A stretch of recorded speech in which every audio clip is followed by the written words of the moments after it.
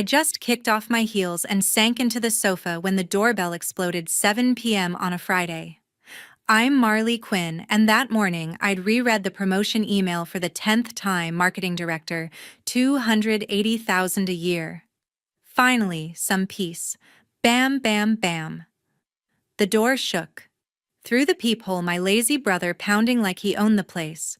Mom cooing, "Marley, sweetie, let us in." Dad staring at his shoes. My brother snarled, "Living large alone, huh? Hand over the cash." I knew this script.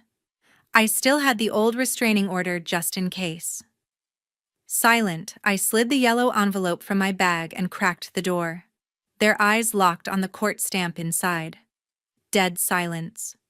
If your family ever showed up demanding your paycheck instead of congratulations, smash that like button and subscribe. Part 2 drops tomorrow. They still crowded the wooden hallway, motion light flicking on. Knox shoved forward, first shoulder slamming the frame. 40 grand, Marley. Now. 20 for my online poker debts, those sharks don't wait.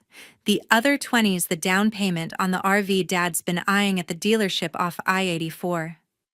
Dave shuffled behind him, hands jammed in his jeans pockets. "It's our retirement dream," he muttered, eyes fixed on the welcome mat. 30-footer slide-outs, the works. We could finally hit Yellowstone. Ellen squeezed between them, voice syrupy. "After everything we sacrificed, raising you, sleepless nights, dance classes, braces. You owe us this, honey." The words hit like old bruises. 4 years ago, right after college graduation, Knox had pried open the safe in the garage of our old split level in Meridian. $5,000 gone, cash I'd saved from summer internships. Ellen had shrugged it off the next morning. He was just borrowing for gas. Boys will be boys. I didn't answer. My thumb hovered over the phone screen, emergency call, pre-dialed, finger ready. "The old restraining order's still active," I said, voice flat. One more step and I hit send. Knox snorted, breath reeking of cheap energy drink. "Paper doesn't scare me." "You think cops care about family business?" Ellen's eyes narrowed behind her smile. She lifted her phone, flash popping through the chain lock. "Say cheese, Marley. The cousins need to see how you treat your parents." Click. Click. She typed faster than I'd ever seen, thumbs flying. Within seconds, my phone buzzed in my pocket, group chat notification. I didn't need to look. The preview showed the photo, me in the doorway. Face half-shadowed, caption already live. "Marley refuses to help mom and dad, heartless." Dave finally glanced up, face flushed. "We're not leaving empty-handed." Knox kicked the baseboard, paint chipping. "Clock's ticking, sis. Those card sites add interest daily." I held the phone higher, screen glowing, redial. "Leave. Or explain to Boise PD why you're violating a court order." Ellen tucked her phone away, smile gone. "You'll regret this." She turned heels, clicking down the shared walkway. Dave trailed her like a shadow. Knox lingered longest, knuckles white on the railing. "This ain't over." The motion light timed out. Darkness swallowed them. Old Mr. Bill from Unit 3 poked his head out, silver hair wild. "Everything okay over there?" "Marley, sounded like a darn rally." I forced a nod. "Just family stuff. Thanks for checking." He disappeared inside. I slid the deadbolt chain rattling into place. Leaning against the door, I listened to their footsteps fade toward the parking lot. 3 sets, uneven rhythm. Knox's heavy stomp. Ellen's sharp taps, Dave's reluctant drag. My pulse slowed, but the knot in my stomach tightened. 4 years since the safe, since I'd moved out and sworn distance. They'd found the salary bump on LinkedIn, public profile, stupid mistake. 40,000 wasn't pocket change. It was the exact buffer I'd built for a down payment on this bungalow. My first real home, not a rental, not shared walls with their chaos. I set the phone on the entry table screen, still open, to 911. The group chat kept pinging, cousins I hadn't spoken to in years, piling on heart emojis under Ellen's post. Aunt Linda, so sad. Cousin Jake. Ungrateful much. I muted it. The silence felt heavier than the shouting. Knox's voice echoed in my head, those sharks don't wait. He'd always gambled, starting with fantasy football in high school, escalating to offshore sites by 25. Ellen enabled every excuse. Dave just wanted the RV to escape the arguments, the overdue bills, the life they'd let slide. I walked to the kitchen, poured a glass of water, hands steady now. The bungalow's quiet wrapped around me, hardwood cool under bare feet, the faint scent of the lavender candle I'd lit that morning. My space. My rules. But the photo was out there. The demand was public. And Knox never bluffed when money was on the line. I set the glass down untouched. Tomorrow the office would see the fallout. Sawyer already followed half the family on social. Victor hated distractions. HR forms waited in my inbox like landmines. They thought 40 grand would fix their mess. They were wrong. But they weren't done. Monday morning, my phone buzzed with a text from Grandpa George. The message glowed. Your mom sent a photo. Says you won't give money. Explain, kid. George had always been my anchor, Dad's father. 78 hands scarred from decades wrenching engines at the old Ford garage on Fairview. He'd let me hand him tools under lifted hoods, taught me torque specs before algebra. When Ellen grounded me for backtalk, he'd sneak me to Dairy Queen. I dialed. Marley. His voice gravelly from years of shop dust. Grandpa, she's twisting everything. Pause. Wind chimes clinked on his porch. I'm staying out of it. Click. I set the phone face down. The group chat detonated, notifications stacking like bricks. Ellen's post topped the pile, my doorway silhouette, chain lock glinting. Caption: daughter abandons parents facing foreclosure. Send prayers. Reactions flooded. Cousin Mia slapped a crying emoji. Uncle Ray blood's thicker than bonuses. Knox unleashed next. A Reels clip pinged my feed, me striding to the Subaru at dawn, backpack swinging. His voiceover dripped venom, big sis banks millions, little bro sleeps on floors. Real classy. Views spiked past 300. Strangers piled on spoiled exec. Karma incoming. I flipped open my laptop at the breakfast bar, mug steaming untouched. Slack lit up. Sawyer weird email just hit my inbox. Forwarding now. Subject: emergency. Marley Quinn denies aid to hospitalized father. Sender: random string of numbers. Body: dad collapsed at home. Sister Marley, fancy new director, refuses help. Share far. Attached: grainy wristband photo clearly lifted from a stock image. Sawyer had hit reply all to the marketing list before spotting the fake. I traced the breach. My LinkedIn still public bio bragging the promotion. Knox had screenshotted the company team page, scraped every domain address. Classic. Victor's invite landed 1:12 p.m. No agenda. The reels crossed 2,000 views. An old coworker from my internship days messaged, "That video reel, call me." I ignored. Ellen doubled down in the chat, prayer hands emoji, then a GoFundMe link titled, "Save the Quinn Home." Goal 60,000. George texted again. "Your dad says the bank's calling, notes." Nothing more. By lunch, the reel's comments turned brutal. Anonymous accounts: corporate witch. Hope her bonus chokes her. Sawyer rang. I'd quarantined the email, but the thread's viral internally. Victor's EA flagged it for HR review. I told her to loop Claire from legal. Hung up. Opened the chat one final time. Ellen had pinned her post, added a poll. Should Marley support her parents? 82%. Yes. I tapped block chat. Silence crashed in. But the damage spread. The reels looped. And George's neutrality cut deepest. 2 days later, a thick envelope sat on the mat. I nudged it with my toe. Manila, no return address, postmarked Boise. Inside: court summons from Dave and Ellen Quinn. Claim $60,000 for ongoing family support plus interest. Attached 3 forged receipts: tuition payments from Boise State. My name typed in, Comic Sans dates matching semesters I'd funded with scholarships and part-time barista shifts. I photographed every page under the kitchen light, emailed the zip file to Claire. Subject: they filed. Her reply pinged back. Expected. Discovery starts now. Don't respond directly. Sleep came shallow. At 6:12 a.m. the doorbell camera buzzed motion alert. I check the app, empty porch. Unlock the door. Red spray paint dripped down the front panel, pay up or die in jagged caps. The screen door hung slashed mesh curling like ribbon. A sticky note clung to the knob.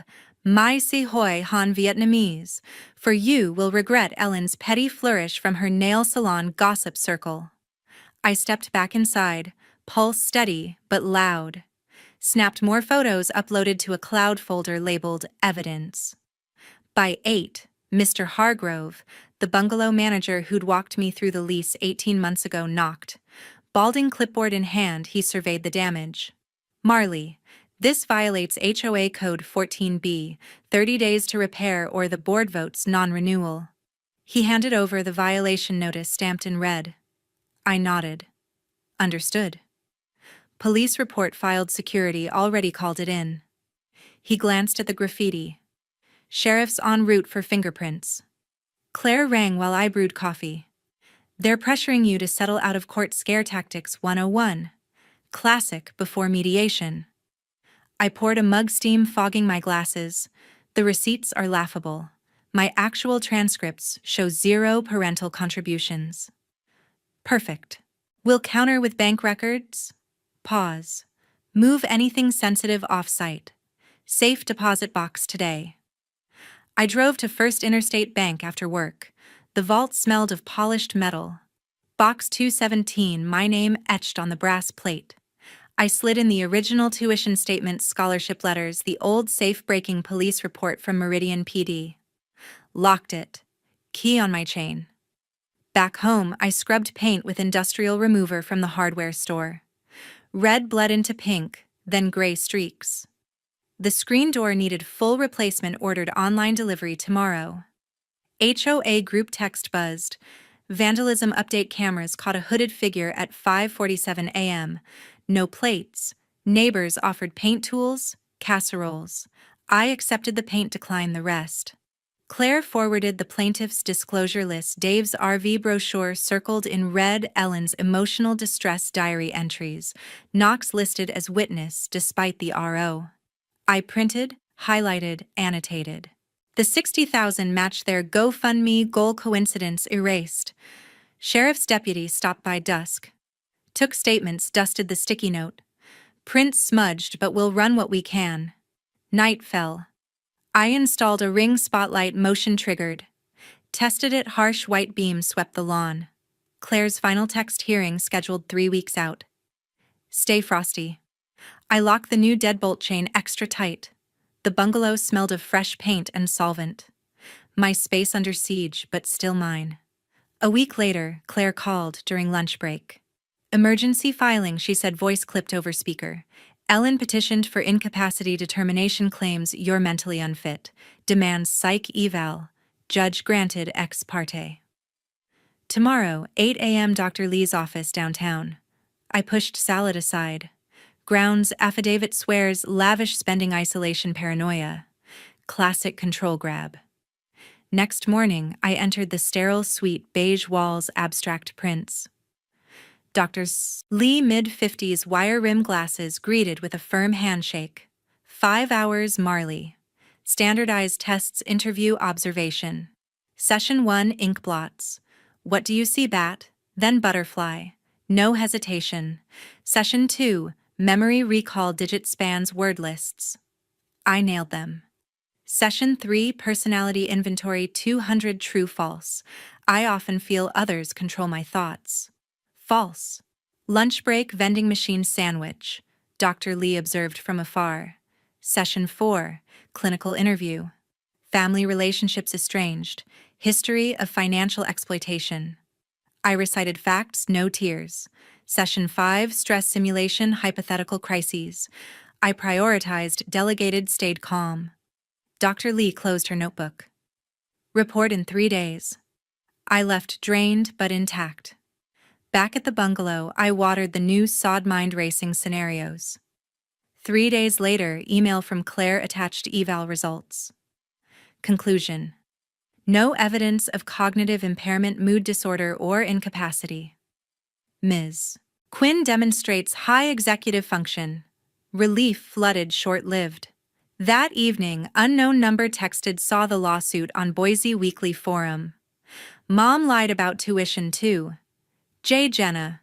My older sister vanished at 18 after Ellen forged her signature on a car loan. Portland address 10 years silent. I replied, proof files flooded in 7 photos. Casino receipts, Bellagio dates overlapping my junior year. Totals 18,000. One selfie, Ellen at roulette chips stacked grin wide. Jenna added, she told you she paid Boise State. I found these in her old email backup. I forwarded everything to Claire, witness gold. I'll schedule remote testimony. Jenna's credible blood relative, no stake. Claire filed motion to admit Jenna's evidence, requested expedited hearing. Judge set date Thursday next week. I stared at the roulette photo. Ellen's manicured hand on red. Same semester, I'd worked doubles at the campus pub. Jenna texted again. I left because of her lies. Sorry it took this. No apology needed. Ammunition delivered. Claire prepped Zoom logistics. Jenna in Portland, sworn in remotely. Dr. Lee's report attached as Exhibit A. The incapacity claim crumbled on paper. Court would bury it. Thursday the following week, small Boise courtroom. The room smelled of lemon polish and old paper. Fluorescent tubes buzzed overhead. 12 spectator seats empty save for Claire and me on the defense bench. Ellen occupied plaintiff table in a slate gray cardigan, pearls tight at her throat. Dave hunched beside her, flannel sleeves, rolled eyes locked on the grain of the wood. Judge Harlan strode in, robe swishing. Mid-60s, salt and pepper beard trimmed sharp. Matter of Quinn incapacity. Remote witness ready, court tech tapped keys. Wall monitor flickered to life. Jenna centered the frame, Portland apartment bookshelves behind her. Jenna Quinn duly sworn. Claire clicked the projector remote. Exhibit A filled the screen. 7 Bellagio receipts, dates bolded. Miss Quinn, walk us through these charges. Jenna's voice steady. Mother told Marley she covered junior year tuition. These totals, 18,000, exactly hit roulette tables the same 2 weeks. Chips, not textbooks. Ellen's fingers twisted the cardigan hem. Dave's shoulders curved inward. Claire advanced slides. My U.S. bank statements, green highlights on every transfer. Defendant self-funded 100% of Boise State costs. 0 parental contributions. Judge Harlan adjusted glasses, pages rustling. Mrs. Quinn, your sworn statement claims direct tuition payments. Explain the discrepancy. Ellen stood, voice cracking. It was intended as a family contribution. Later. Words tangled. Dave nudged her elbow. She batted it away. Claire pressed. Plaintiff submitted 3 forged receipts, Comic Sans font, no official seals. We request dismissal and sanctions for bad faith. Opposing counsel rose, tie crooked. Your Honor, emotional distress. Harlan raised a palm. Distress doesn't fabricate documents. Gavel cracked. Petition denied. He inked the order. Defendant awarded attorney fees, $20,000 payable within 30 days. New no-contact order issued. Dave and Ellen Quinn prohibited within 500 feet of Marley Quinn for 5 years. Sheriff to serve. Ellen's gasp sliced the quiet. Dave's head dropped to his hands. Bailiff intoned, all rise. Claire gathered folders. I clutched the certified copies, ink still wet. In the hallway, Knox loitered by the vending machines, hoodie shadowing his face. 2 deputies intercepted before he reached the door. Restraining order violation, sir. Hands where we can see them. Knox protested, volume climbing. She's my sister. One deputy keyed the radio. The other steered him toward the exit stairwell.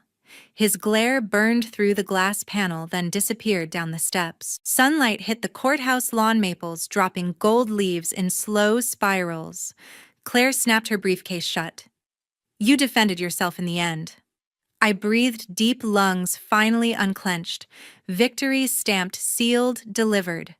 8 months later, I twisted the hose nozzle in the new backyard. Water arced over the apple sapling I'd planted in spring, roots now gripping Idaho soil. The bungalow behind me gleamed fresh paint, no red streaks, no slashed screens. My promotion to VP hit last quarter, 320,000 base, leading the Digital Innovation Committee. Boardroom views replaced pantry whispers. Knox vanished from Boise entirely. Last sighting, a cousin's Facebook post tagging him in Reno couch surfing with poker buddies. No forwarding address, no calls. Dave and Ellen liquidated the RV at a Nampa lot, 30-footer, gone for half Blue Book to cover the 20 grand sanction. They checked into the Starlight Motel off Chinden, weekly rates, neon vacancy sign flickering permanent. A plain envelope arrived mid-July, George's shaky script on the front. Inside, single-sheet fountain pen ink. Granddaughter, I don't grasp all the details, but I trust you did right. Stay strong. George, no PS. No return needed. Radio silent since. Jenna mails a Christmas card every December. Portland postmark, simple Hallmark verse, her signature only. No phone number, no updates. I tape it to the fridge beside committee agendas. Sunset painted the stucco wall gold hose spray, catching light in tiny rainbows. I coiled the green line hands, dirt-streaked, satisfied. The committee launched our first app last month, million downloads, stock bump. Victor toasted at the offsite Marley's vision. No family group chats, no surprise knocks, no demands. I control the narrative now, chosen routes, deliberate growth. The apple tree will bear fruit in seasons I decide. Zero contact, zero reconciliation.